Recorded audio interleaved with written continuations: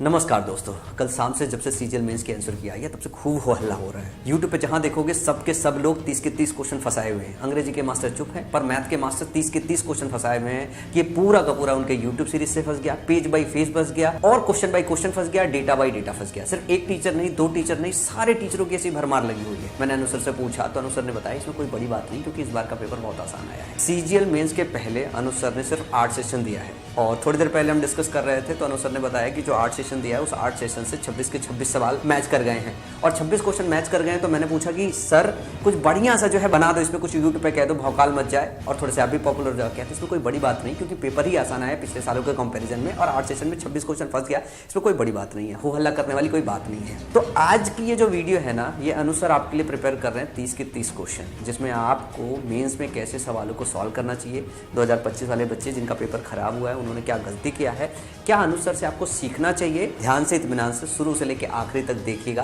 ताकि आप अच्छे से समझ सको कि गलतियां क्या हुई है मेरे से या आने वाले बच्चे किस तरीके से इस तरीके के मेंस पेपर के लिए तैयार हो।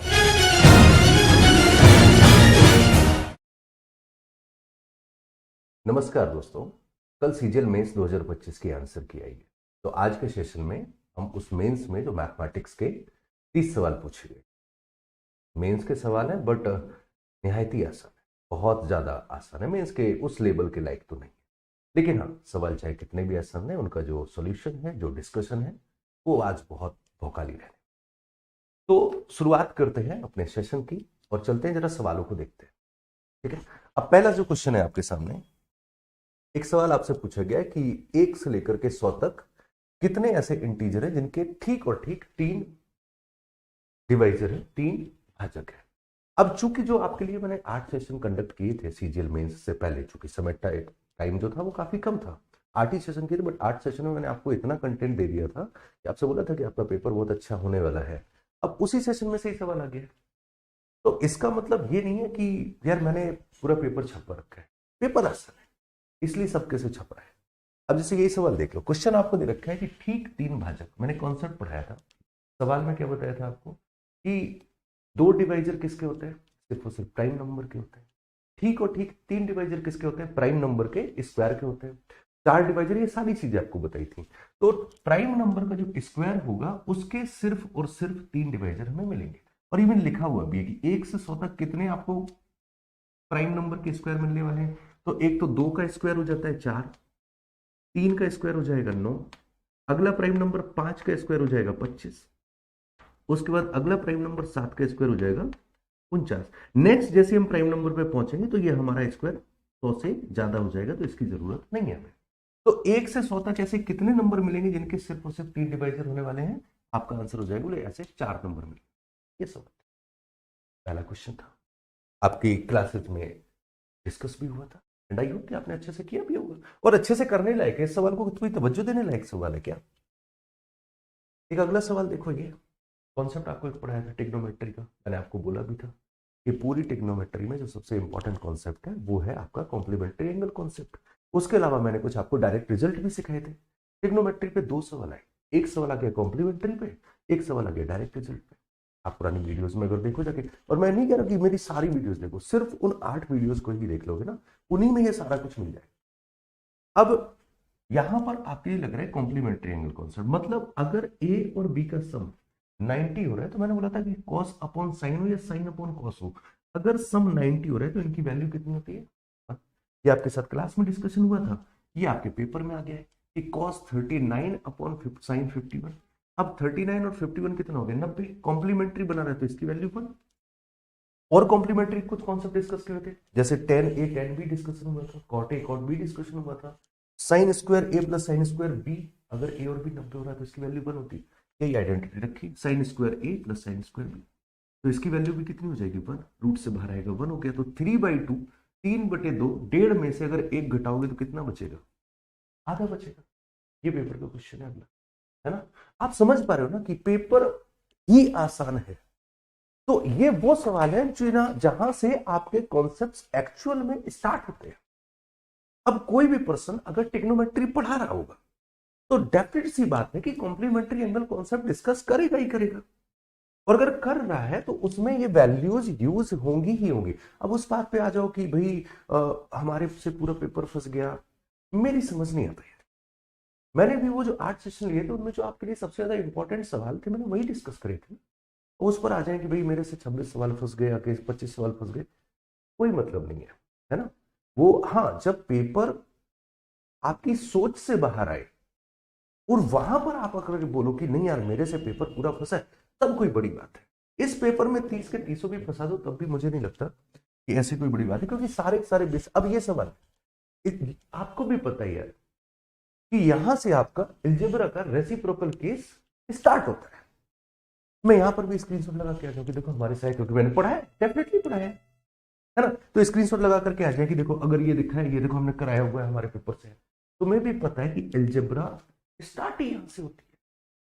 रेसिप्रोकल केस है कि अगर x प्लस 1/x बराबर p दे रखा है तो x square plus 1/x square बराबर होता है p स्क्वायर माइनस 2, और x cube plus 1/x cube बराबर होता है p क्यूब माइनस का 3p।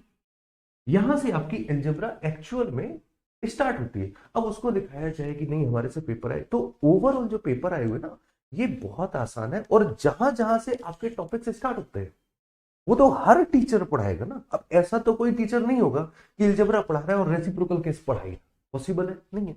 हर टीचर पढ़ाएगा, टीचर अगर पढ़ाएगा तो ये चीज उसके नोट्स में डेफिनेटली होगी। तो उस चीज पर ठीक करा नहीं फोड़ना होता है कि नहीं हमारे से पूरा पेपर है, अच्छी बात है आया, जरूरी है, आप तारीफ करो अपनी। लेकिन मेरे हिसाब से तारीफ तब होती है जब पेपर अनसर्टेन है ना, जो आपने सोचा था वो पेपर में आए और फिर अगर आपके नोट से पेपर फंस रहा है तो बड़ी बात है। ये तो सबके नोट से फंसेगा, तो करना क्या है यहां पर, आपको भी पता है कि अगर x प्लस 1/x, पी की वैल्यू अगर 2 प्लस 2√3 है तो p का क्यूब कितना हो जाएगा, 2 दूनी 4 दूनी 8 और 24√3, और माइनस का 3p करेंगे तो ये हो जाएगा 6√3। तो 24 में से 6 चला गया, 18√3 आंसर। ये आपका क्वेश्चन नंबर 3 है। एक और सवाल पकड़ लेते हैं, अगले सवाल पर चलते हैं। Question number 4। अच्छा ये एक सवाल आया, ये क्वेश्चन हमने आपको उन 7-8 सेशन में कम से कम 5 या 6 सेशन में मतलब 5 या 6 बार करवाया। और जब जब ये सवाल आया तब तब मैंने आपको क्या समझाया कि इस सवाल में एग्जामिनर आपकी कैलकुलेशन की एबिलिटी नहीं जानना चाहता है। ये क्वेश्चन अलग अलग पैटर्न से पूछा जाता है, लेकिन कभी भी एग्जामिनर का औचित्य ये होता ही नहीं है कि हमें आपसे कैलकुलेशन करवानी। मैंने आपको बताया भी था कि जब भी अगर ऐसा सवाल आए पेपर में तो कैलकुलेशन करने मत बैठना, दिमाग लगाना, करना क्या है। जैसे एक सवाल ये था तो यहां पर आपने बोला था सर ए क्यूब प्लस बी क्यूब, यहां पर एक क्वेश्चन था बोले सर ए क्यूब माइनस बी क्यूब का फॉर्मूला फिट हो रहा होगा या कोई क्वालिटी प्रॉपर्टी फिट हो रही है।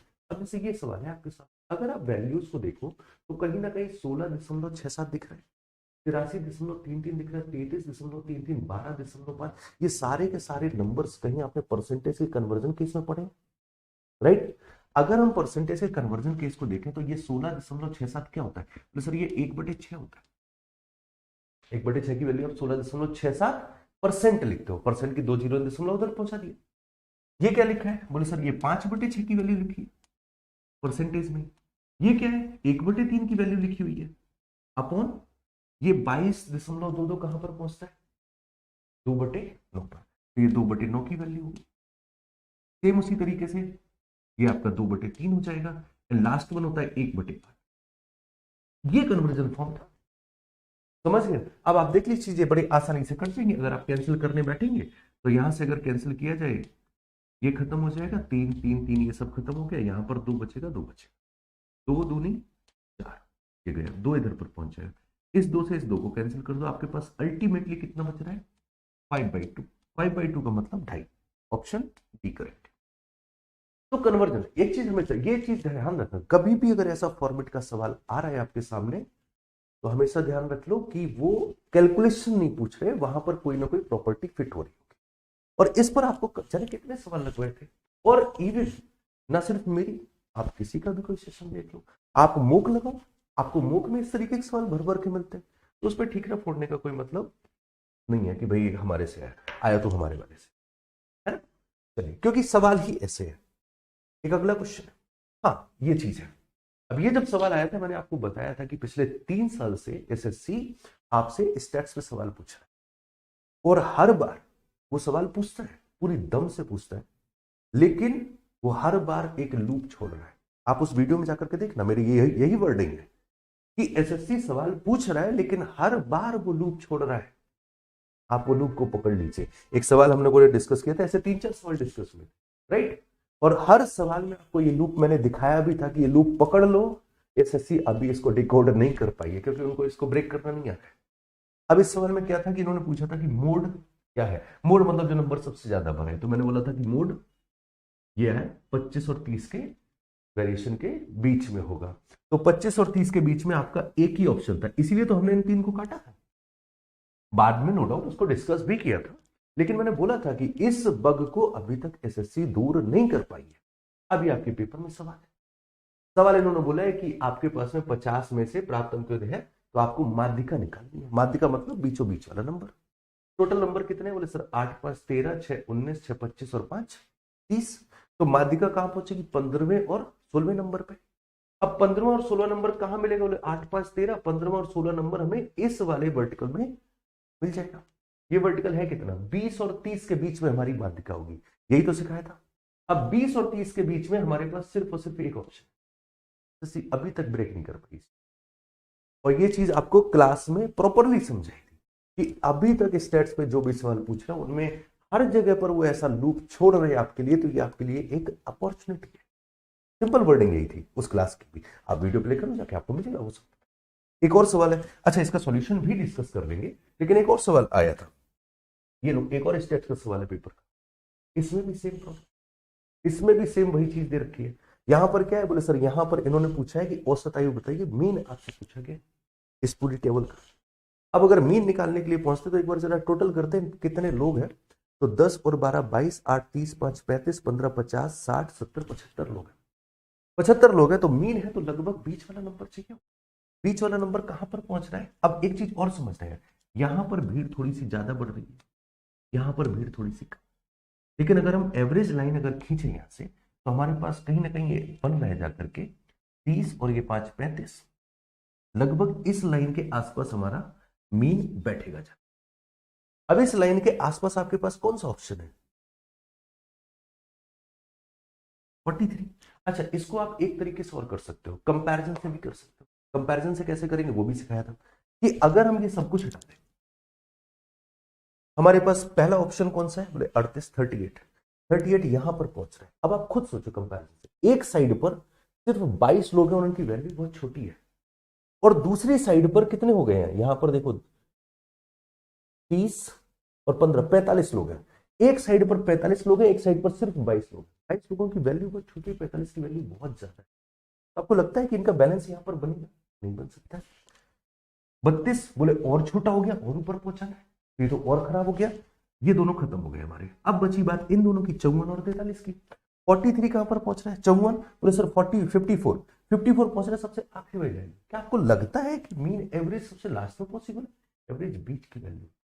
तो यार ये वाला ऑप्शन भी गलत हो गया, तब भी कौन सा ऑप्शन बचा है? बोले सर ऑब्जर्वेशन से भी ब्रेक कर सकते हैं। मैंने ऑब्जर्वेशन अप्रोच भी सिखाई थी, ऑब्जर्वेशन कंपैरिजन। नो डाउट इनके मेथड्स पे भी हम लोग आएंगे, बट इस सवाल को हम लोग इस अप्रोच से सॉल्व नहीं कर सकते। इवन आपको सिखाया गया है, पढ़ाया है मैंने इस तरीके से।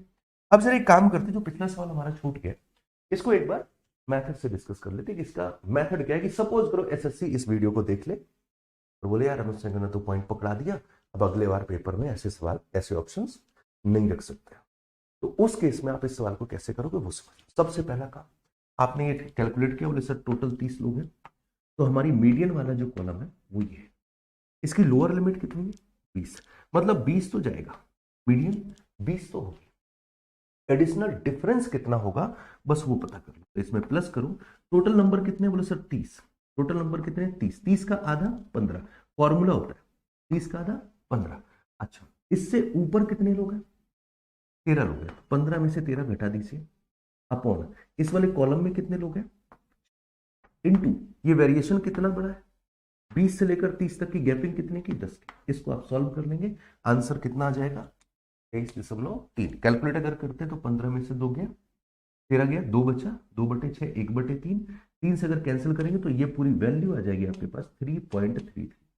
तो 20 में अगर 3.33 जोड़ देंगे आंसर 33.3 3 बेसिक फॉर्मूला भी है। अब अगर कोई बोले ये स्टेट्स का फॉर्मूला है, स्टेट्स में मीडियन 2 ही तरीके से आप कैलकुलेट करते हो स्टार्टिंग में। सबसे पहले बोले सर जब नंबरिंग सिंपल लिखी हो, जब सिंपल लिखी हो तो उन्हें हम एक सीक्वेंस में बनाते हैं, फिर बीच वाला नंबर हमारा मीडियन हो जाता है। दूसरा टेबल लिखी हो, अब टेबल लिखी हुई है तो स्टेट्स में पढ़ाई ही जाएगी, ऐसा तो नहीं है कि इस टाइप को हटा देंगे कि हटो नहीं पढ़ा रहे, पढ़ाई ही जाएगी, स्टेप ही है। तो उस पे अब बोलो कि नहीं यार आया आया आया आया, अच्छी बात, लेकिन आप इसको सुनो और इस लूप को ध्यान रखिए, बहुत काम कर, ठीक है। अच्छा, इसके बाद में यहां पर आ जाइए, यहां पर अगर आपको लगाना है तो आप डेविएशन से लगा, डेविएशन बहुत ज्यादा लगेगा। अच्छा, अगर डेविएशन भी नहीं लगाना है तो एक काम करो, सबसे पहले काम, इसका कॉन्सेप्ट क्या होता है, अगर आपको मीन चाहिए तो मीन निकालने का कॉन्सेप्ट होता है कि इनका बीच का मीन निकालो।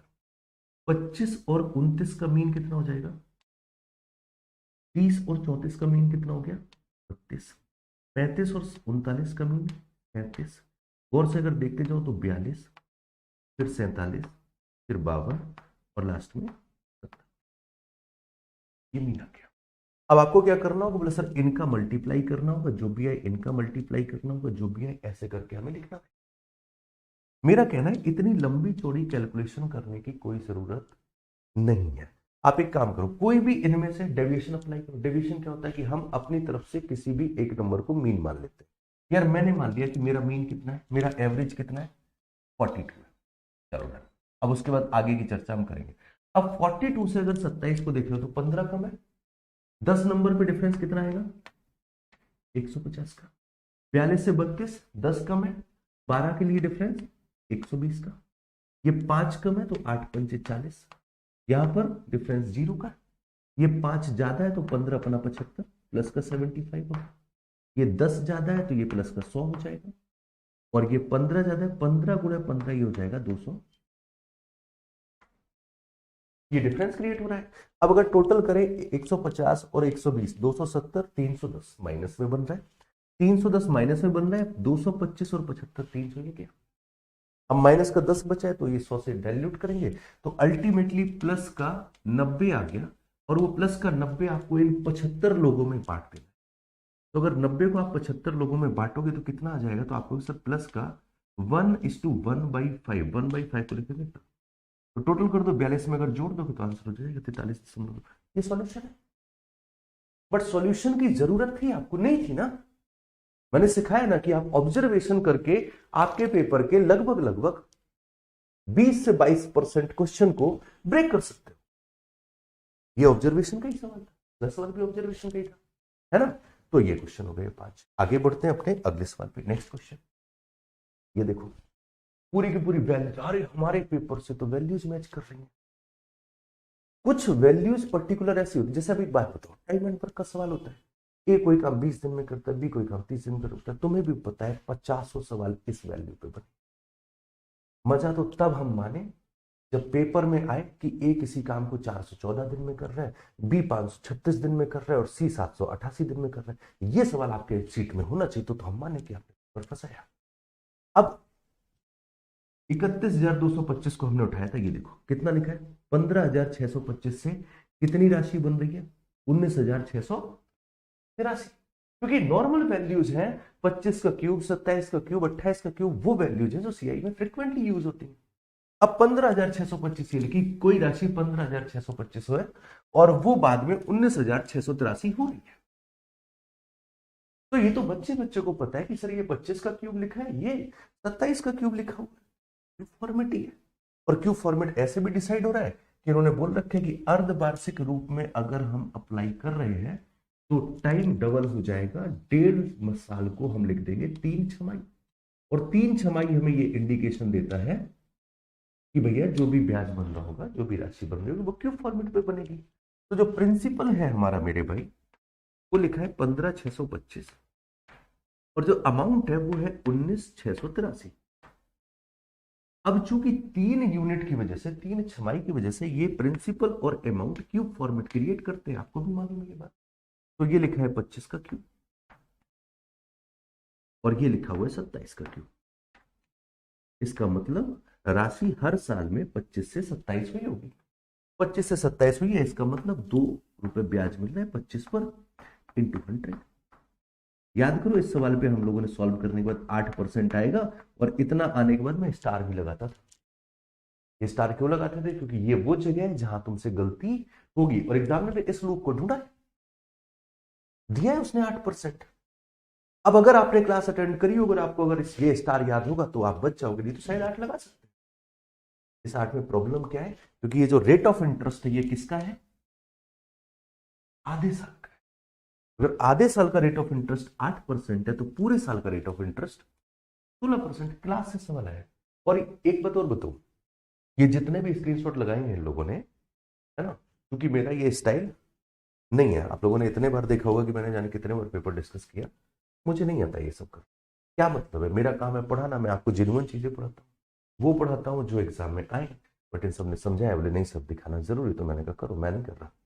बट हाँ, ये वो सब स्क्रीनशॉट है जो आपको सिर्फ और सिर्फ उन 8 लेक्चर में पढ़े।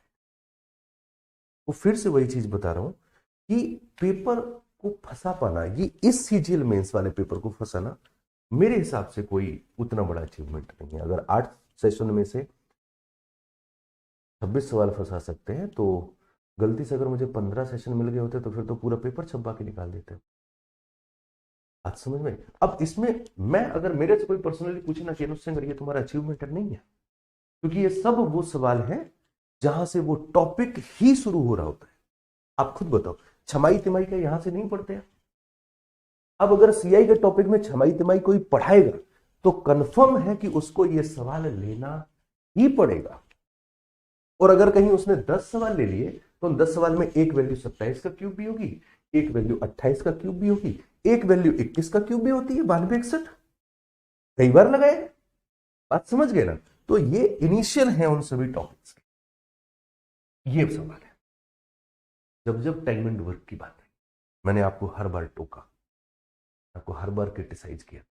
उस टाइम आपको बुरा भी लगा होगा, सॉरी बोलूंगा नहीं, लगना चाहिए। जब बुरा लगेगा तभी आप चीजों में सुधार करें।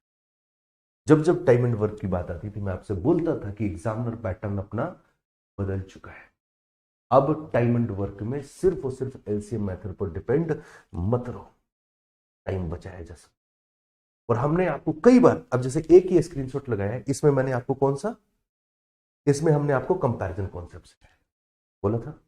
एक हमने आपको रेशियो कॉन्सेप्ट सिखाया, एक हमने आपको परसेंटेज कॉन्सेप्ट सिखाया था, एक हमने आपको पेयरिंग कॉन्सेप्ट सिखाया, और ये सब उन्हीं सेशंस में सिखा दिया था थ्रू एग्जांपल। और इस तरीके के एक नहीं 11-12 सवाल लगवाए थे, जिससे कि आप उस कॉन्सेप्ट को अच्छे से कर पाओ। अब अगर उस कॉन्सेप्ट को अगर हम अप्लाई करें ना, तो इस सवाल पर शायद तुम्हें पेन भी चलाने की जरूरत नहीं पड़े, बल्कि मैं एक चीज दावे के साथ कह सकता हूं कि बाकी सब जगह पर ये सवाल प्रॉपरली सॉल्व हो रहा है, क्योंकि एलसीएम मेथड से बाहर नहीं निकलना है तुम लोग को। निकलो, जरूरत है आपकी। और ये सवाल एक नहीं कई बार बताए, जरूर अलग अलग एग्जांपल से लेकर के बताए कि 2 दिन में एबीसी काम कर रहे हैं आधा, बी और सी अगले 2 दिन में इतना काम कर रहे हैं, तो देखो बी और सी का 3/2 का पेयरिंग ही तो करिए, कंपैरिजन ही तो हुआ है। अब यहां पर क्या, पी क्यू एक काम को 20 और 30 दिन में करते हैं, वे 6 दिन तक एक साथ काम कर रहे हैं, फिर क्यू हट गया, फिर क्यू की जगह आर आ गया, फिर पी और आर ने अगले 8 दिन तक काम और किया। अब यहां पर कॉन्सेप्ट क्या समझाया था? मुझे ये बताओ, पी ने यहां पर 6 दिन काम किया, बोले किया। पी ने यहां पर भी 8 दिन काम किया, और भी किया। तो पी ने टोटल कितने दिन काम कर, 8 और 6 14 दिन। अगर पी भाई साहब 20 दिन में पूरा काम कर रहे हैं, तो पी उन 14 दिन में कितना काम कर देगा? 70%। 20 दिन में 100%, 14 दिन में 70%। पी का हिस्सा खत्म, पी का पूरा कंट्रीब्यूशन बाहर कर दिया आपने। यहां पर पी और क्यू ने काम शुरू किया था, 6 दिन क्यू ने काम किया, तो क्यू ने कितना कंट्रीब्यूट किया होगा? तो अगर क्यू 30 दिन में पूरा काम कर रहा है, तो 6 दिन में 1/5वां हिस्सा, तो 6 दिन में ये कितना कंट्रीब्यूट करेगा? 20%। उस पूरे काम को निपटाने में पी का कंट्रीब्यूशन है 70% का, क्यू का कंट्रीब्यूशन है 20%। ये परसेंटेज अप्रोच सिखाई थी आपको, अब याद आ रहा होगा, बोले हाँ सिखाई। जो भी है ये सब उन सेशन में आपको सिखा दिया गया था। इसीलिए मैंने आपसे बोला था कि जो भी उन सेशन से तैयारी कर रहे थे, उन 8 सेशन से, मैंने बोला था कि अब तुम तैयार हो, पेपर 2 जाके एक भी सवाल ऐसा नहीं लगेगा तुम्हें जो तुम्हारे सामने नया आया, बस तुम इन्हीं कॉन्सेप्ट पर स्टक बने रहना। अब अगर आप देखो तो 70 और 20 90% काम पी और क्यू ने किया। तो बचा हुआ 10% किसने किया होगा? आर ने। वो बचा हुआ 10% आर ने कितने दिन में किया? 8 दिन में। अगर 10% आर भाई साहब 8 दिन में कर रहे हैं, तो भाई तुम ही बताओ कि आर अकेले 60% कितने दिन में करेगा? 10 छिक्का 60, 8 छंग 48 दिन। ये तुम्हें समझाने के लिए भले ही लिख दिया, बल्कि तुम्हारे दिमाग में तो ये बर्बल ही चल रहा होगा। मैंने फ्री सवाल था, और इसकी अप्रोच आपको एक नहीं मल्टीपल टाइम्स बताई है ना। अब मैं चाहता यहां पर 4-6 स्क्रीनशॉट लगा देता है, सारे सवाल लगा देते ना कि भाई देखो इस अप्रोच से हमने बताए थे और सवाल आया, तो फिर तुम्हारा ये सवाल सॉल्व नहीं हो पाता है। चलिए एक सवाल और हो गया, आगे बढ़ते हैं। अगला क्वेश्चन, ये क्वेश्चन देखो, एबीसी एक बिजनेस में 3-4-5 के रेशियो में निवेश कर रहे हैं। मैंने बताया था कि रेशियो पर बेस्ड पार्टनरशिप का क्वेश्चन आ सकता है। अब समझो, एबीसी इन्वेस्ट कर रहे हैं, यहां पर भी एबीसी इन्वेस्ट कर रहे हैं रेशियो में। 4 महीने के बाद, आफ्टर 4 मंथ, ए अपनी पूंजी में 50% की वृद्धि कर रहा है। 4 महीने बाद ए अपनी पूंजी में कैपिटल को 50% बढ़ा रहा है। अब मैं बोलूं डिट्टो, हमारा सवाल फंस गया। कॉन्सेप्ट है भाई, लक है। इंपॉर्टेंट है कि मैंने आपको सवाल कैसे पढ़ाया था और उसकी अप्रोच क्या बताई थी। मैंने कहा था कि टाइम कंज्यूम, पार्टनरशिप में प्रॉब्लम क्या थी। पार्टनरशिप का सवाल ऐसा तो नहीं कि तुमसे नहीं होता है, हो जाता है। टाइम कंज्यूमिंग था प्रॉब्लम, और उसका तोड़ मैंने बताया था, बस वो आपको याद रखना। अब इस सवाल में करना क्या, बोले सर ए ने और बी ने और सी ने 2 रुपए, 3 रुपए और 5 रुपए लगाए बिजनेस में। सवाल कह रहा है कि 4 महीने बाद, मतलब 4 महीने तक तो इनका पैसा लगा रहा, और आगे पूरा बात कर रहे हैं, साल भर की बात करें तो इसका मतलब 4 महीने को मैं 1 यूनिट मानूंगा, तो 1 साल में मेरे पास 3 यूनिट बन जाएंगी टाइम की। ये सिखाया था मैंने, टाइम बचाने के लिए। तो ए का ये 2 रुपए 1 यूनिट तक लगा रहा है, मैं 4 महीने के टाइम पीरियड को 1 यूनिट बोल रहा है ना। अच्छा, फिर उसके बाद इन्होंने अपनी पूंजी 50% बढ़ा दी, मतलब 1 बढ़ा दी तो 3 कर दी। बी ने अपनी पूंजी को 1/3 कम कर लिया, अगर इनका भी 1 यूनिट तक लगा, इन्होंने 1/3 कम कर लिया, तो इन्होंने 2 रुपए बचे। सी ने कोई चेंज नहीं किया। साल के अंत में 1 यूनिट हो गया, तो 2 यूनिट और 4-4 महीने के, ये भी 2 यूनिट और सी का पैसा पूरा 3 यूनिट तक लगा। काम खत्म। रेशियो निकालो, ये कितना रेशियो, 2, 3 दूनी 6 और 2 8, यहां पर 4 और 3 7 और ये 5 दिया 15। इस रेशियो में प्रॉफिट बांट दो। यही तो टाइम बचाने का तरीका था। अब पूछा क्या है इन्होंने, बी का हिस्सा ज्ञात करो, टोटल प्रॉफिट अगर 33,000 है। अब टोटल प्रॉफिट तुम्हारे हिसाब से कितना है, बोले सर मेरे हिसाब से टोटल प्रॉफिट 30 बन रहा है। अगर 30 बराबर 33,000 के है, तो बी का हिस्सा 7 बराबर पूछना है। आपको पता है 11 और 7 का मल्टीपल चाहिए, 11 और 7 का मल्टीपल आंसर। और अब सोचो मल्टीपल कोई ट्रिक है नहीं है यार, काट भी लोगे तो कोई पेन थोड़ी नहीं है 33,000 में से। 1 बराबर 1100, 7 बराबर 7700। ये सवाल पार्टनरशिप का था। अगला क्वेश्चन आपका, एक और सवाल लिखा हुआ है, ये देखो डायरेक्ट कॉन्सेप्ट। मैंने बोला था कि ये आपके देखो, मैंने टेक्नोमेट्री में एक सवाल होता है कॉम्प्लीमेंट्री एंगल कॉन्सेप्ट, एक और बताया था डायरेक्ट अप्रोचेस। ध्यान रखना, एक आपको डायरेक्ट अप्रोच ये बताई थी, इसके 8 सेगमेंट बनते हैं, राइट। ये देखो लिखे हुए हैं कुछ 4-5। एक आपको डायरेक्ट अप्रोच ये बताई थी कि इसको ध्यान रखना, एक आपको अप्रोच ये बताई थी। ये सवाल भी पूरा वही था कि अगर 2a पर जाओगे तो फंस जाओगे, तो 2a को थीटा माना था, तो 2 + tan square theta + cot square theta. Multiple time से डाटा रिपीट होता है, मल्टीपल टाइम से डाटा रिपीट होता है, और इसका डायरेक्ट अप्रोच क्या बताया था, बोले सर ये होता है sec square theta × cosec square theta. ये डायरेक्ट अप्रोच ही है। तो ये सब कुछ पढ़ाया हुआ है आपको। अब अगर सवाल को देखो तो ये यही लिखा हुआ है, बोले सर अपॉन में तो यही लिखा हुआ है sec square theta × cosec square theta. अच्छा, उसके पीछे की वजह भी मैं बता दे रहा हूं, डायरेक्ट अप्रोच के पीछे की वजह भी समझाया था आपको कि ऐसा होता क्यों है। ये सब वही सब स्टेप्स लिखे हुए। यहां पर अगर हम 2 को ब्रेक करेंगे तो ये हो जाएगा 1 + tan स्क्वायर थीटा, और ये हो जाएगा 1 + cot स्क्वायर थीटा। ये होता है आपका sec स्क्वायर थीटा, और प्लस ये होता है आपका cosec स्क्वायर थीटा। अब इसको हम क्या लिख सकते हैं जरा बताइए, तो आपको सर इसको हम लिखते हैं 1/cos स्क्वायर थीटा, और प्लस इसको हम लिखते हैं 1/sin स्क्वायर थीटा। फिर हम क्रॉस में मल्टीप्लाई करेंगे तो ये हो जाएगा sin square theta + cos square theta upon sine square theta into cos square theta. अब ये वैल्यू 1 हो जाएगी तो 1 अपॉन दिस है तो इसको ऊपर ले जाएंगे तो ये आ जाएगा sec square theta into cosec square theta. ये इतना सब था। अब इसको मैंने डायरेक्ट अप्रोच में क्यों रखा था, ये भी मुझे मैंने बताई थी कि आप ट्रिग्नोमेट्री के मैक्सिमम सवालों में इन स्टेप्स को बार बार घूमते हुए देखते हैं, हर बार देखते हो। आप ट्रिग्नोमेट्री के इस तरीके से क्वेश्चंस निकालो एक्सप्रेशन वाले, हम कह रहे हैं कि 50 सवालों में से 25 सवालों में आपको यही सब डाटा घूमता हुआ दिखेगा। तो जब वो डाटा बार बार आ रहा है तो जरूरी है कि मैं ये 6 स्टेप लूं। तो मैंने सीधा आपको समझाया था कि आप ये डायरेक्ट अप्रोचेस के केसेस दिमाग में रखो और इनकी इतनी प्रैक्टिस कर जाते कि ऑटोमेटिकली दिमाग में रहते। अब जैसे ये केस लिखा हुआ था, इस केस पर मैंने क्या बताया था। अब इससे ऐसा नहीं कि आप यहां तक नहीं पहुंच सकते हो। अगर कहीं पर लिखा हुआ है कि 1 plus cos theta upon sine theta, तो अब आपका अगला स्टेप क्या होता है आप ही बताइए।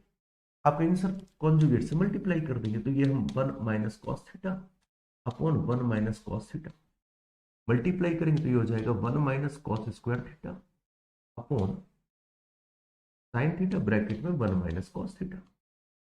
इसको हम लिखते हैं साइन स्क्वायर थीटा और साइन से साइन स्क्वायर कट जाएगा, क्या बचेगा बोले sir sine theta upon 1 minus cos theta.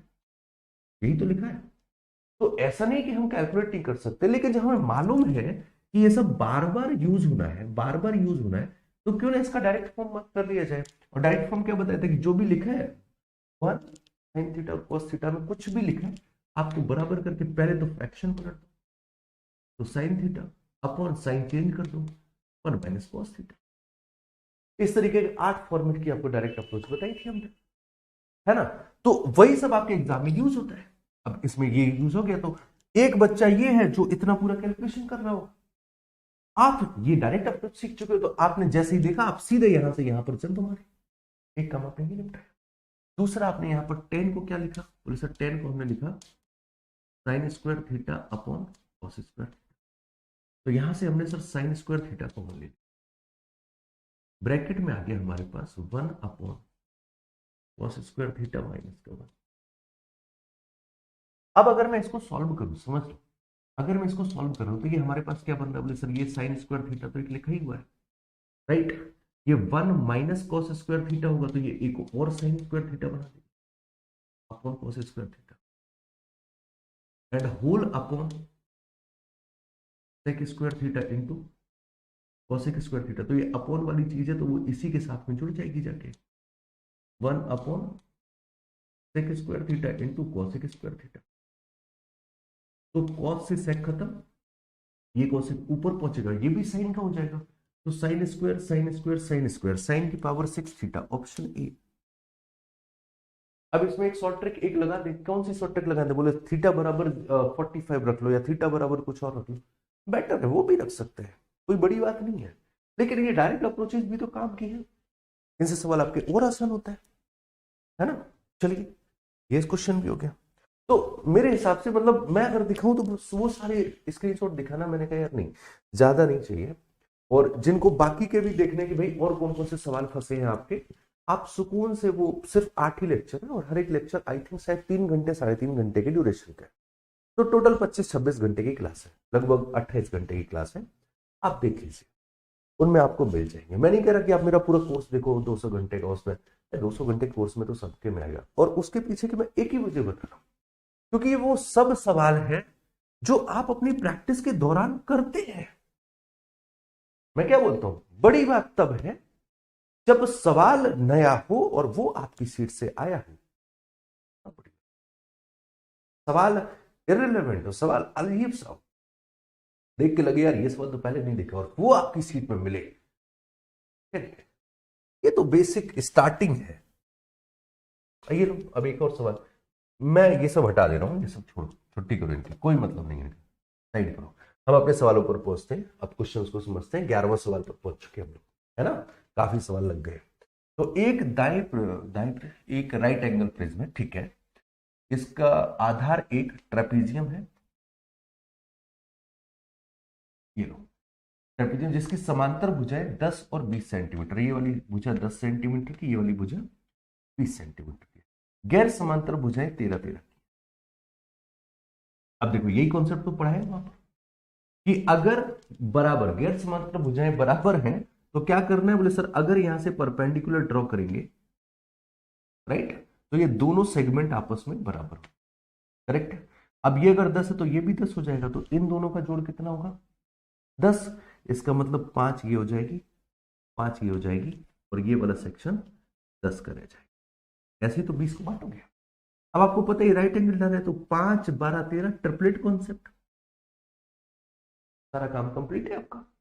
अब पूछा क्या, हमें प्रिज्म का आयतन दे रखा है और हमसे प्रिज्म का पृष्ठीय क्षेत्रफल पूछा। अब प्रिज्म का कुल पृष्ठीय क्षेत्रफल के लिए आपको हाइट की जरूरत पड़ेगी। तो आयतन का फॉर्मूला क्या होता है, तो मैंने कंपैरिजन समझाया था। मैंने कंपैरिजन कैसे समझाया था? प्रिज्म और पिरामिड, मैंने कहा था बहुत इंपॉर्टेंट सेगमेंट है, और प्रिज्म और पिरामिड के जाने कितने सवाल आए हुए हैं। मैंने आपको एक कंपैरिजन भी समझाया था कि प्रिज्म को जब आपको सीखना है तो आप सिलेंडर से सीखना, क्योंकि प्रिज्म सिलेंडर है, सिलेंडर प्रिज्म का ही एक फॉर्म है, और पिरामिड जो कोन है वो पिरामिड का एक फॉर्म है। जो प्रिज्म होता है उसका लोअर सरफेस और अपर सरफेस सेम होता है, सिलेंडर का भी लोअर सरफेस और अपर सरफेस सेम होता है, राइट। कोन में क्या होता है, पिरामिड में क्या होता है, लोअर सरफेस कुछ भी होगा, अपर में एक टॉप पॉइंट होगा, कोन में भी सेम होता है। तो आप इनको वहां से सीखिए। अब जैसे सिखाऊं कैसे, कि अगर मैं लिखूं सिलेंडर, देखिएगा किस तरीके से आपको चीजों को कनेक्ट करना होता है मैथमेटिक्स से यार।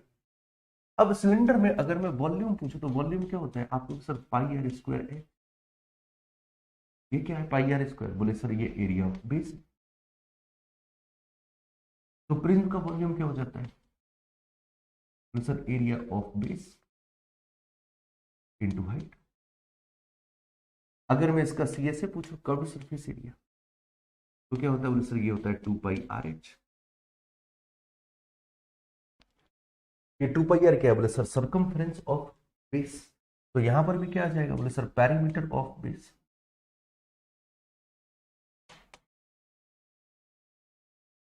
Perimeter of base into height. अच्छा, चूंकि यहां पर कर्व होता नहीं है तो यहां पर ये हो जाता है आपका एलएसए, लेटरल सरफेस एरिया हो जाता है आपको भैया। अगर हम टीएसए की बात करें तो टीएसए क्या हो जाता है, बोले ये हो जाता है CSA plus 2 into area of base. तो प्रिज्म का क्या हो जाएगा, बोले सर इसका हो जाएगा LSA plus 2 into area of base. बात समझ में आई? कहां से कंपेयर करेंगे? वैसे अगर आ जाओ यहां पर कोण पर आ जाओ, कोण का वॉल्यूम क्या हो जाता है, बोले sir 1/3 pi r square h. तो मेरे भाई तुम ही बताओ पिरामिड का वॉल्यूम क्या हो जाएगा। आप तो सर 1/3 आधार का क्षेत्रफल इंटू ऊंचाई, ये कंपैरिजन है ना। चलिए तो वापस आते हैं अपने मुद्दे पर। तो अगर हम प्रिज्म का आयतन निकालें तो एरिया ऑफ बेस, अब इसका एरिया कितना हो जाएगा, आप कहेंगे सर 1/2 समांतर भुजाओं का योग 20 और 10 30 इंटू परपेंडिकुलर भुजाओं के बीच की दूरी 12, ये हो गया area of base, into height पता नहीं है सर, ये बराबर है 32 40 के। अब 2 से अगर कैंसिल करेंगे तो कितने बार जाएगा, बोले सर 6 बार। 0 से ये 0 गया, 18 का स्क्वायर है तो h बराबर हो गया 18, एक काम बन गया। अब अगर हम एलएसए निकालें, एलएसए क्या हो जाएगा, बोले सर पेरीमीटर, एलएसए हो जाएगा पेरीमीटर ऑफ बेस। अब बेस का पेरीमीटर कितना होगा, 10 13 23 10 20 30 10 40 43 46 और 10 56 56 हो गया। पेरीमीटर कितना हो गया, तो सर पेरीमीटर हो गया 56 इंटू हाइट, हाइट कितनी बोले सर 8। एक तो ये हो गया एलएसए, अच्छा plus 2 into area of base. अब एरिया ऑफ बेस क्या रखा है, यही तो रखा है, यही तो रखा है। तो एरिया ऑफ बेस कितना है, बोले सर ये लिखा है 180। इसको अगर आप सॉल्व करेंगे तो कितना हो जाएगा, बोले सर 180। कुछ भी अगर कॉमन आ रहा है तो काट कर लो। अब अगर आप गौर से देखें तो आप कहेंगे बोले सर 18 कॉमन आ रहा है, 56 प्लस 20 76, बस गुणा करना है इनको। अब गुना भी क्या करना है यार, यूनिट डिजिट देख लो, 8 6 48, एक ही जगह पर यूनिट डिजिट 8, खत्म के। ये था, ये कॉन्सेप्ट ये रखा है ना। चलिए आगे बढ़ लेते हैं अपने अगले सवाल पे। नेक्स्ट क्वेश्चन, एक कंपनी के 5 जगह पर ABCDE पर खर्चा 3, 5, 7, 11। अच्छा, एक मिसिंग है यहां पर 11 और क्वेश्चन मार्क है। ये रेशियो में है। ई का जो खर्चा है वो ए और डी के खर्च के मीन के बराबर है। अच्छा, अब देखो ये जो सवाल है ये एक बहुत ही डिफिकल्ट कॉन्सेप्ट का क्वेश्चन, मतलब ये वो कॉन्सेप्ट है कि अगर आपने ये कॉन्सेप्ट को अगर सीख लिया तो ये मान के चलो कि आपका फिर पूरे मैथमेटिक्स में कुछ बचेगा ही नहीं। सबसे डिफिकल्ट कॉन्सेप्ट ये है, समझाता हूं कैसे। रेशियो पढ़ते हैं आप, रेशियो में कॉन्सेप्ट आता है रेशियो डिस्ट्रीब्यूशन। अब होता क्या है, मैं समझाता हूं आपको, एक सरल लैंग्वेज में समझाने की कोशिश करता हूं कि जैसे अगर मैं आपसे बोलूं कि ए और बी के बीच का रेशियो 2:3 का है, 10 रुपए को इन दोनों में बांटना है, तो आप कैसे बांटेंगे? आप कहेंगे सर 5 बराबर 10 के हैं, तो 1 बराबर 2 के, 2 बराबर 4 रुपए ए को दे दो, 6 रुपए बी को दे दो, दैट इज डिस्ट्रीब्यूशन। और ये पढ़ते कब है? जब आपका रेशियो स्टार्ट होता है, यहां से रेशियो की शुरुआत हो रही है और उस पर ये सवाल है। मतलब अगर आप परसेंटेज पढ़ना शुरू करो तो स्टार्टिंग परसेंटेज डिस्ट्रीब्यूशन से होती है, रेशियो पढ़ोगे तो स्टार्टिंग ही वहां से है। तो ये सवाल तो वो है जो हर बच्चे का पढ़ा हुआ है, कोई कठिनाई नहीं है क्वेश्चन में। इन्होंने क्या बोल रखा है, बोले ABCDE के बीच में कैसे कैसे जाना है, सर 3:5:7:11 ये 4 दे रखा है। और पांचवें के बारे में क्या बोला है, जो ई का खर्चा है वो ए और डी का एवरेज है। अब ए और डी 11 और 3 14 का एवरेज कितना हो जाएगा? 7। पांचों रेशियो आ गए आपके पास। इन्होंने बोला है कि सी पर जो खर्चा हो रहा है वो बी से 18,000 ज्यादा है। तुम्हारे हिसाब से सी पर खर्चा बी से कितना ज्यादा हो रहा है? 2। अब 2 बराबर अगर 18,000 के है तो 1 बराबर 9,000 के। पूछ क्या रहे हैं, कंपनी का कुल खर्चा बताइए भाई, सबको जोड़ लो। 7, 5, 12, 3, 15, 15, 7, 22 और 11, 33। 33 बराबर कितना हो जाएगा? तो 9 3 27, हासिल 2, 9 3 27 और 2 29, 3 0, 2,97,000 answer. Option D correct, 2,97,000 answer. तो ये क्या था? ये तो इनिशियल स्टेज ऑफ रेशियो है, हर बच्चे ने पढ़ा होगा ना। मैं कह रहा हूं कि सीजीएल मेंस छोड़ो, जो एसएससी जीडी की भी तैयारी कर रहा होगा ना, उसने भी ऐसे सवाल लगा रखे होंगे भर भर के, क्योंकि टॉपिक ही शुरू यहां से होता है। अगला क्वेश्चन देखिए।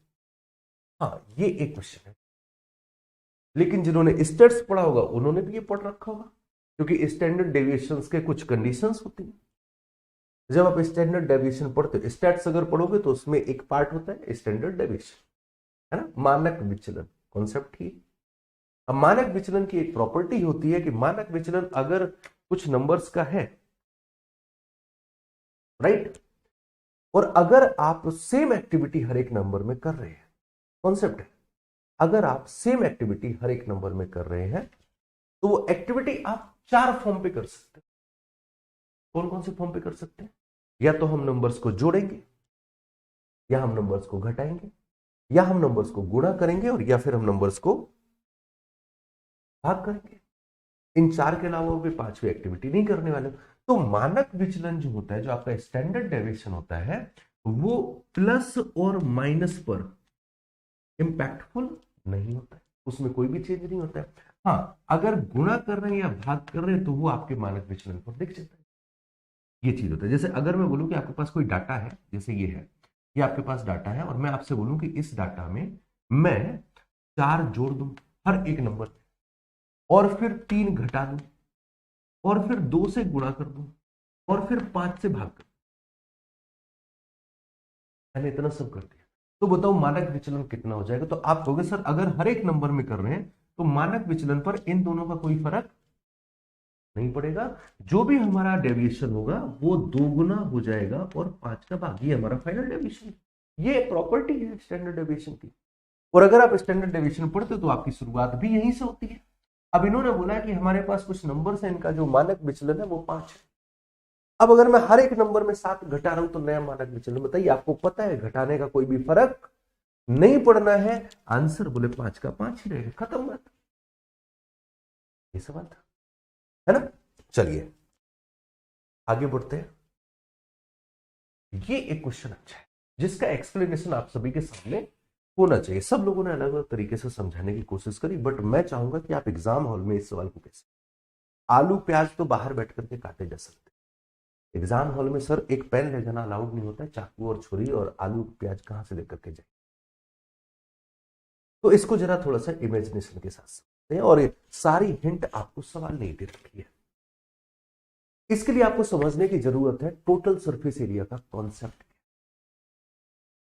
टोटल सरफेस एरिया का कॉन्सेप्ट किस तरीके से काम करता है। तो आप कहते हो कि जितने भी हमारे पास प्रोडक्ट रखे हैं उनकी जो जो सरफेसेस हम देख सकते हैं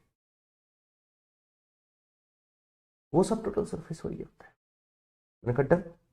हमारे पास एक बॉल है, एक क्या है, गोला है। अब गोला है तो उसका आउटर सरफेस एरिया आप पूरा देख सकते हैं। तो मैंने कहा हाँ बिल्कुल देख सकते हैं। कितना होगा? बोले सरकार 4πr² होगा। ये गोले का टोटल सरफेस एरिया। अब एक बात, अब इमेजिन करो आलू। तुम इमेजिनेशन ही सही इस सवाल को लगा जाओगे, इस सवाल में कुछ नहीं है।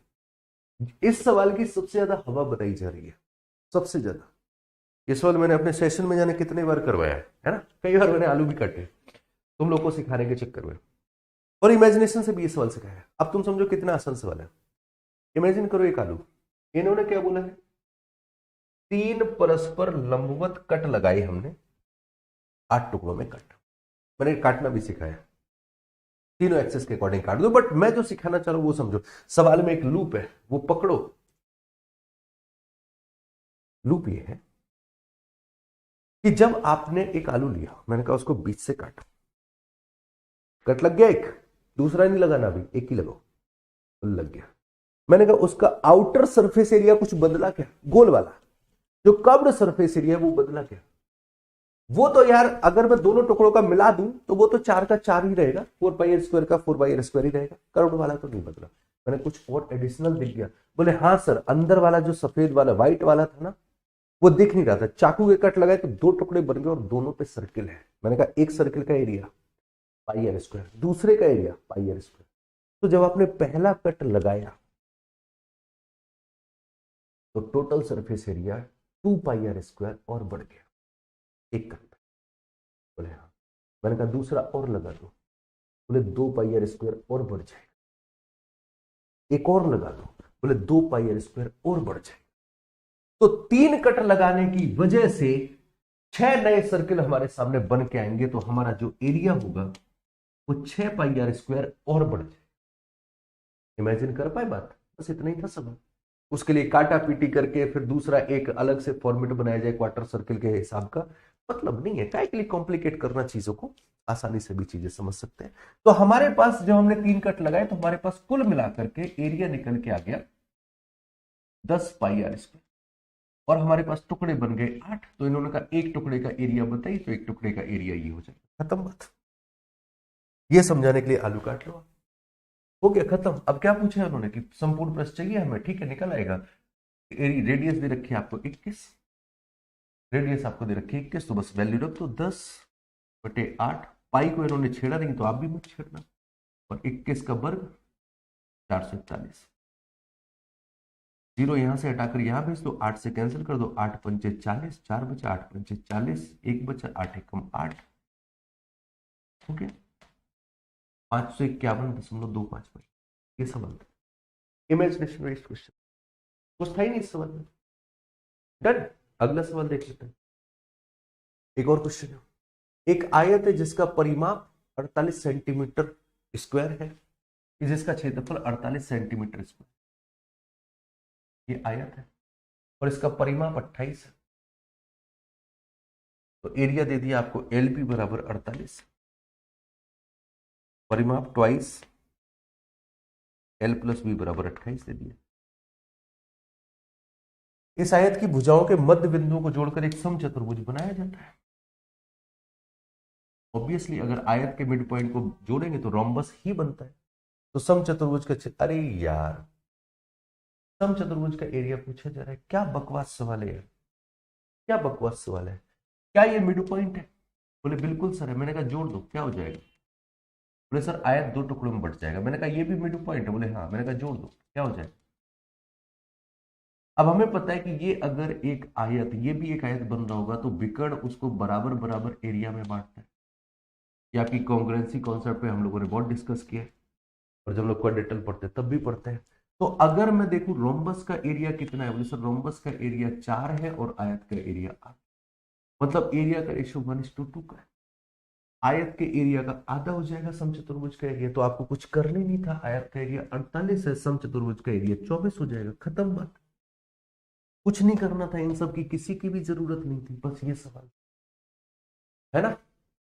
15 सवाल लगा चुके हम लोग, और इन 15 सवालों में हम लोगों ने ये एक चीज देख पाई कि कोई भी एक ऐसा सवाल नहीं है जहां पर आपको कुछ भी नया सीखने को मिला हो, जिस सवाल को देख करके ऐसा कुछ आपके अंदर डर आया हो कि यार ये कुछ नया सा दिख गया, इसमें कुछ सीखने वाली बात है। मुझे तो अभी तक ऐसा नहीं दिखा, इंडिविजुअल शायद आपको भी नहीं दिखा। बाकी के सवाल भी डिस्कस करेंगे क्योंकि पेपर तो पूरा डिस्कशन करना है, बट मैं एक ही चीज आपको समझाऊंगा कि बहुत जरूरी चीजें हैं। कॉन्सेप्ट सीखना बहुत इंपॉर्टेंट और सही तरीके से सीखना इंपॉर्टेंट। जब आपके कॉन्सेप्ट स्ट्रांग होते हैं तभी आपको पेपर आसान लगता है, पढ़े ही नहीं होगे तो अलग बात है। जैसे क्वेश्चन, एक समकोण त्रिभुज एबीसी है, पी पर 90 डिग्री है। एक समकोण त्रिभुज एबीसी है जो बी पर 90 डिग्री है। ओके, ए बी बराबर 6 सेंटीमीटर है, बी सी बराबर 8 है, तो तुम्हें भी पता है ये भुजा 10 हो जाएगी ट्रिपलेट से, इसमें कोई दो राय नहीं। बोले केंद्रक जी, ओके, और ऑर्थो सेंटर एच के बीच की दूरी। अच्छा देखो, अब यहां पर एक कॉन्सेप्ट की जरूरत है कि ऑर्थो सेंटर, संपूर्ण त्रिभुज का ऑर्थो सेंटर कहां पर होता है? बोले 90 डिग्री वाला पॉइंट।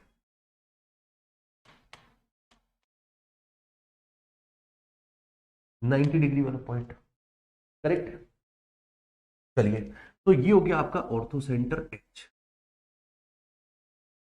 यहां तक हो गया कवर। अच्छा, इसके बाद में एक चीज और पकड़ लेते हैं। इन्होंने क्या बोला? बोले केंद्रक कहां पर होगा। अब केंद्रक आपको पता है मीडियन से जाता है। अब जिस पॉइंट पर मीडियन होती है आपको भी पता है, ये पॉइंट होता है आपका सरकम सेंटर। सरकम सेंटर होता है तो ये आपकी हो जाती है सरकम रेडियस। ये भी 5 है, समकोण त्रिभुज की प्रॉपर्टी है, ये भी 5 है और ये भी 5। और जो केंद्रक होता है वो मीडियन को 2:1 में बांटता है। मतलब आप इस 5 को 2:1 के रेशियो में बांटोगे तो 5/3 ये हो जाएगा और 10/3 ये हो जाएगा, और ये वाला पॉइंट आपका केंद्रक हो जाएगा। तो अब आप ही बताओ ऑर्थो सेंटर की केंद्रक के बीच की दूरी कितनी है? बोले सर 10/3 है, ऑप्शन सी है। Basic structure of right angle triangle in geometry, आप वहां पर ये सब कुछ पढ़ते हो, यस और नो, है ना। आगे बढ़ते हैं हम लोग अपने अगले सवाल पर। नेक्स्ट क्वेश्चन है, सेट 1 से लेकर 120 तक कुछ संख्याएं रैंडमली चुनी जा रही हैं। क्या प्रायिकता है कि चुनी गई संख्या 6 या 8 से डिविजिबल है लेकिन 24 से डिविजिबल नहीं है? इस क्वेश्चन को मेरे भाई आप चैलेंज कर दीजिए।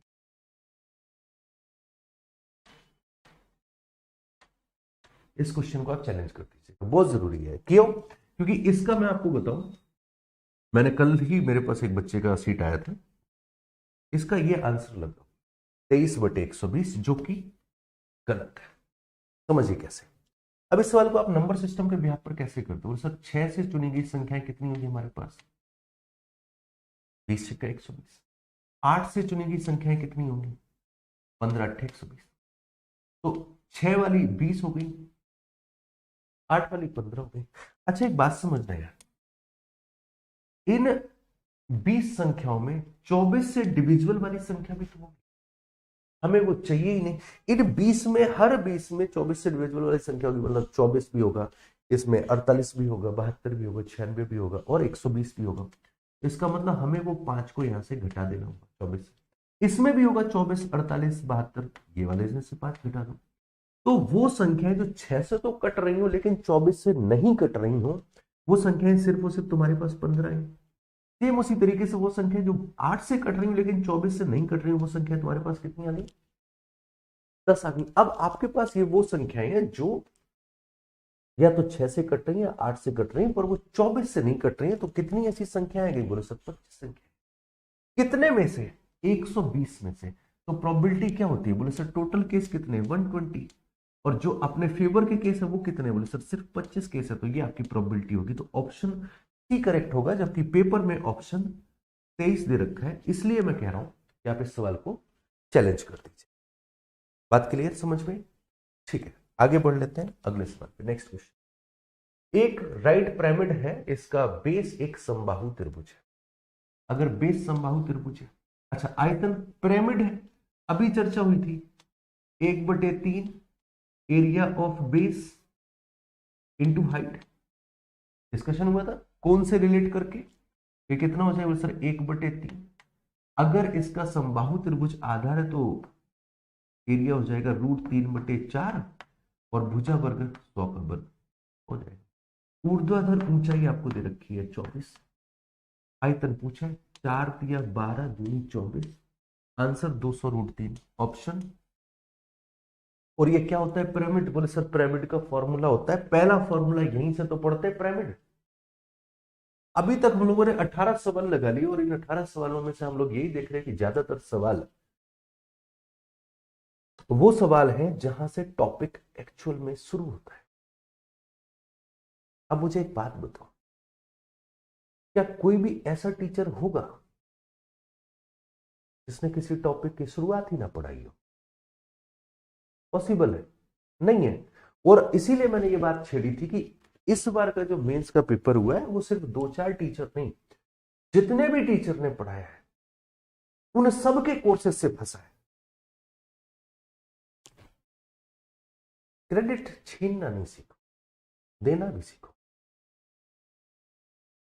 मैं नहीं बोलता कि मेरे से है, क्योंकि मैंने भी वही क्वेश्चंस पिक करे थे, मुझे पता था कि यार ये फ्रिक्वेंटली यूज होंगे और ये आपके कॉन्सेप्ट को रिवाइज भी कर रहे होंगे।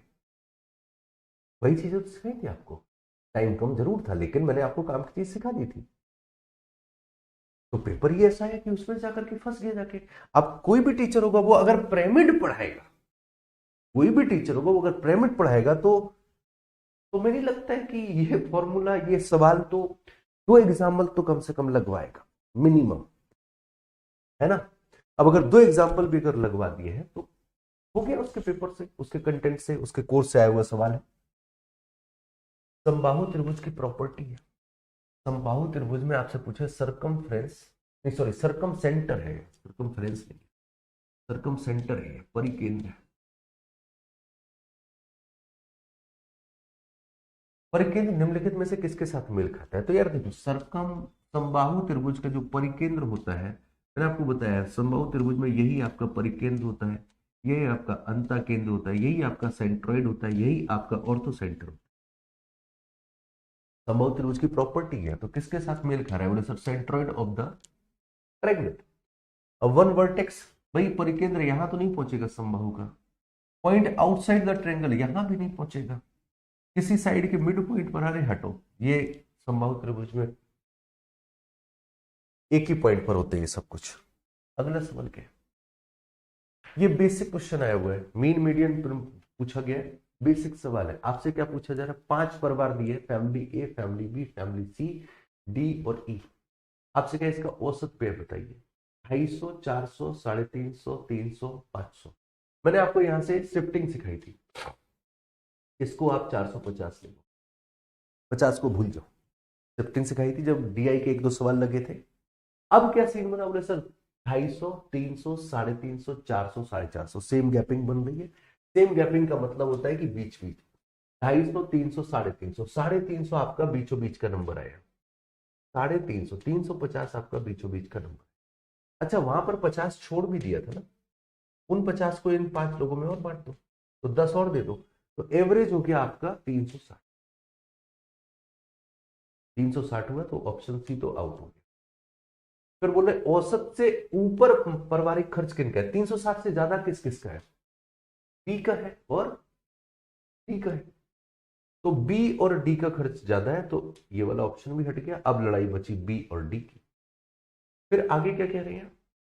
उच्चतम और न्यूनतम के बीच का अंतर, अब न्यूनतम है 250 और उच्चतम है 500, तो इनके बीच का अंतर 250 यूनिट। तो 3 ऑप्शन हट गए, अपना option B correct. Basic question था, आसानी तो है ना, जोड़ घटाना था, कुछ था ही नहीं इसमें, क्या समझो। एक और सवाल देखिए, हाँ ये मोड पर है, आपको ये कुछ नंबर दे रखे हैं, 9 एंट्रीज हैं, 5, 8, 7, 9, 6, 7, 8, 7, 10। सबसे पहला काम हमने बताया था कि अगर आपको इसमें चाहिए मीन, क्या क्या पूछ रहे हैं? औसत से अधिक प्राप्त करने वाले स्टूडेंट अंकों का तरीका, मोड चाहिए, मोड। अंकों का तरीका नहीं होता भाई, बहुलक होता है। बहुलक मोड पूछ रहे है ना, मोड पूछ रहे बहुलक। कौन सा नंबर सबसे ज्यादा बार याद है? 8 यार 2 बार आया है, 5 एक बार, 6 एक बार, 9 एक बार, 10 एक बार, 7 3 बार आया। तो मोड क्या है? 7। तो मोड अगर 7 तो ऑप्शन बी और सी बाहर हो गए। अब देखो औसत से ज्यादा अंक प्राप्त करने वाले छात्र कितने, अब इनका एवरेज निकालना है। यार ये तो इतने छोटे नंबर है कि बर्बली जोड़ लो। 7 तिहाई 21 और 9 30 10 40, ये हट गया। फिर 8 8 16 और 5 21, 61 हो गया।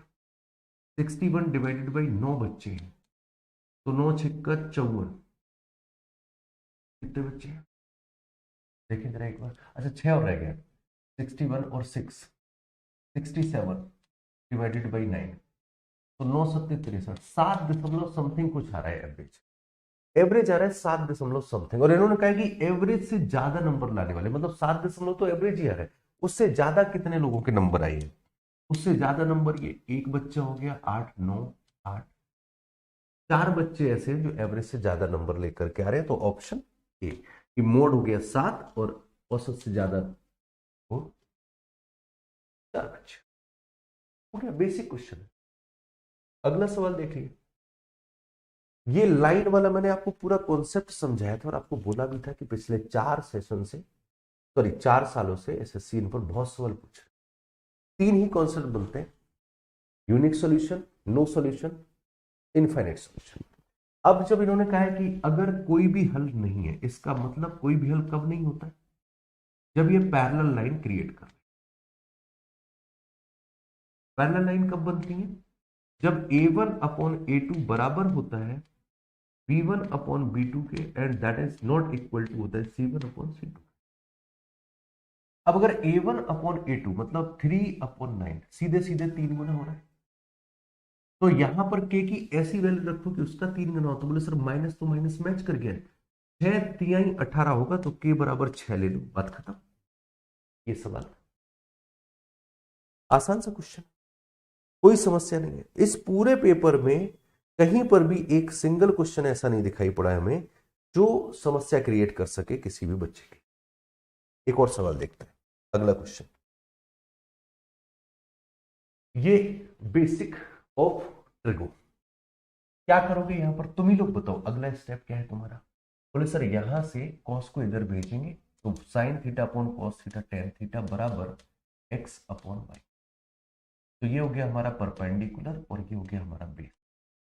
तो अगर परपेंडिकुलर वो है, बेस ये है, तो हाइपोटेनियस हो जाएगा x square plus y square. Basic बात है। अब साइन थीटा होगा आपका परपेंडिकुलर अपॉन हाइपोटेनियस, ये होगा बेस अपॉन हाइपोटेनियस, यही तो वैल्यू चाहिए। तो perpendicular x minus y, x minus y यहां मिल रहा है, यहां मिल रहा है, यहां मिल रहा है, ये तो हट गया, upon hypotenuse x square plus y square root के अंदर ऑप्शन डी। ये क्वेश्चन बेसिक। अगला 4800 रुपए को बांटो भैया, ये वेरी डिफिकल्ट, हमारे पेपर से, हमारी क्लास से ये सवाल पूरा पूरा छप गया है ना, कि 4800 रुपए की राशि को एबीसी में 3 4 5 के हिस्से में बांटो। 3 4 5, ये मेंस का सवाल है, ये जीडी में कोई ना पूछे। जीडी वाले अगर ये सवाल पूछ दे तो जीडी के जो एग्जामिनर वो शर्मा जाएंगे, यार कम से कम थोड़ी तो वैल्यू रखो, है सरकारी नौकरी दे रहे हो। अब सोचो मेंस में सवाल आया है कि 4800 रुपए को आपको 3 4 5 के रेशियो में बांटना है, बी का हिस्सा ए से कितना ज्यादा है? तुम बताओ बी का हिस्सा ए से कितना ज्यादा है? आपको सर ए की वैल्यू चाहिए है, 5 4 9 3 12 बराबर, अगर 4800 है तो 1 बराबर, बोले सर 400, ऑप्शन ए। ये क्वेश्चन है। एक और देखो, इनका मूड, मूड मतलब जो नंबर सबसे ज्यादा बार आया हो। अब तुम सबसे पहले ये ढूंढ के बताओ सबसे ज्यादा बार कौन आया? ए, एक ही बार आया, ए प्लस 2 एक बार, ए प्लस 4, ये यार सबसे ज्यादा बार आया है। जो सबसे ज्यादा बार आया है वही आपका मोड होता है, तो ए प्लस 6 हो गया मोड।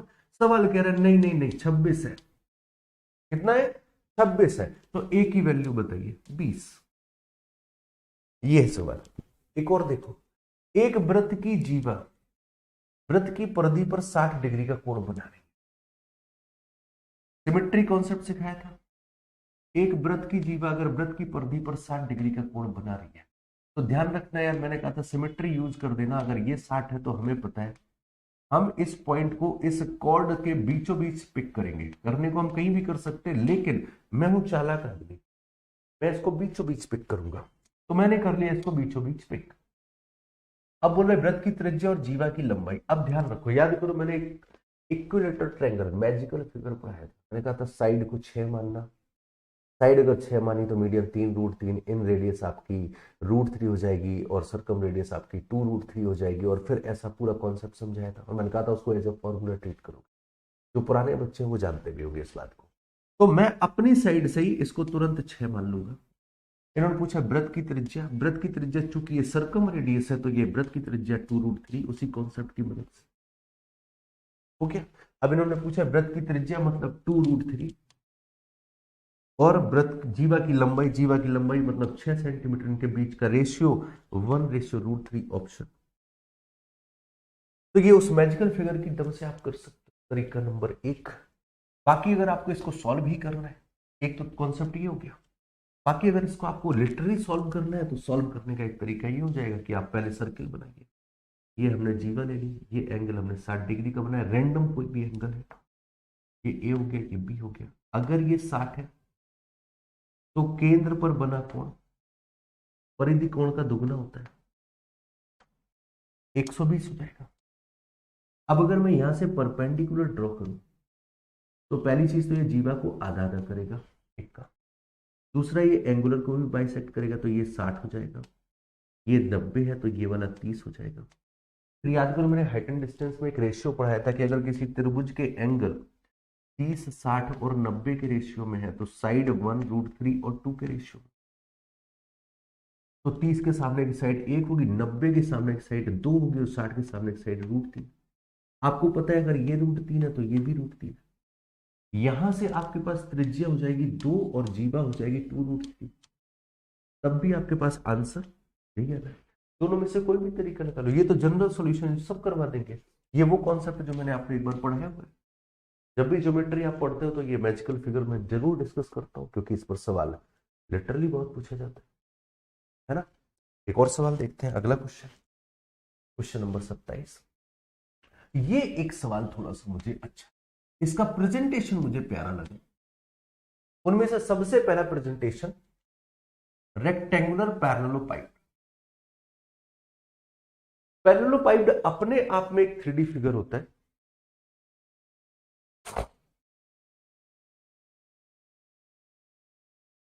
राइट, पैरेललोपाइड अपने आप में एक 3D फिगर होता है, लेकिन वो क्यूबाइड जैसा नहीं होता, हल्का सा पैरेललोग्राम शेप में होता है।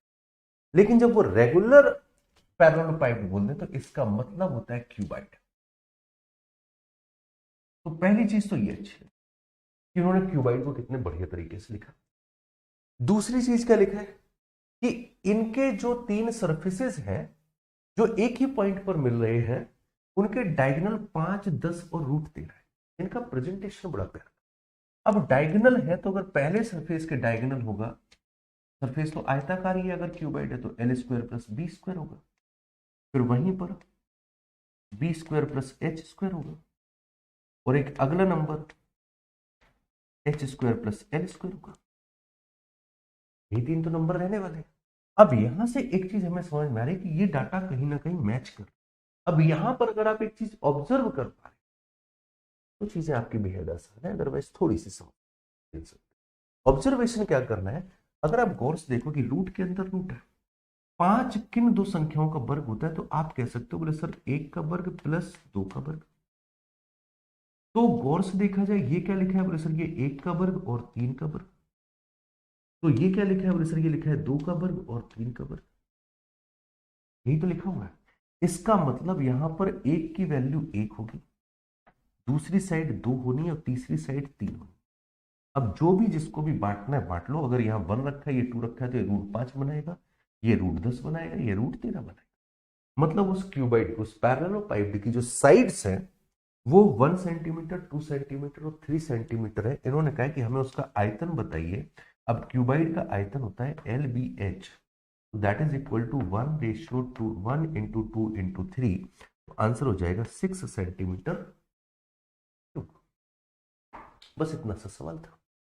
आगे बढ़ लेते हैं अगले सवाल पे। नेक्स्ट क्वेश्चन, एक त्रिभुज है पी क्यू आर जिसमें आर 62 डिग्री। एक त्रिभुज हमने बनाया पी क्यू आर जिसमें से आर दे दिया है आपको 62 डिग्री। S and perpendicular bisector of P Q at S. P Q का परपेंडिकुलर बाइसेक्टर है जो क्यू आर को टी पर मीट कर रहा है। ये हमने एक परपेंडिकुलर बाइसेक्टर खींचा है जो इसको बराबर बराबर बांटेगा। ये यहां पर टी पर आपसे कहा है कि इफ टी पी आर ये वाली ये दे रखा है आपको 38 डिग्री, तो what is the measurement of P Q R, ये आपसे पूछा गया। अब एक बात समझिएगा, यहां पर थ्योरम कौन सी लग रही है? बोले सर परपेंडिकुलर बाइसेक्टर जहां पर भी वर्क करता है वहां कांग्रुएंस लग जाती है। अगर परपेंडिकुलर बाइसेक्टर वर्टेक्स से निकल रहा है, परपेंडिकुलर बाइसेक्टर अगर वर्टेक्स से निकल रहा है तो कांग्रुएंस लग जाती है, मतलब ये दोनों के दोनों ट्रायंगल कांग्रुएंट होंगे। और कैसे होंगे जरा वो भी समझ लो। देखो यार, ये वाली साइड बराबर है इस साइड की, बोले बिल्कुल। मैंने कहा परपेंडिकुलर है तो ये वाला 90 ये वाला 90, और ये तीसरी वाली साइड कॉमन है दोनों में, तो क्या ये वाला त्रिभुज कांग्रुएंट होगा इस त्रिभुज के? बोले बिल्कुल। मैंने कहा अब एक काम करो, ये पूरा एंगल कितना है?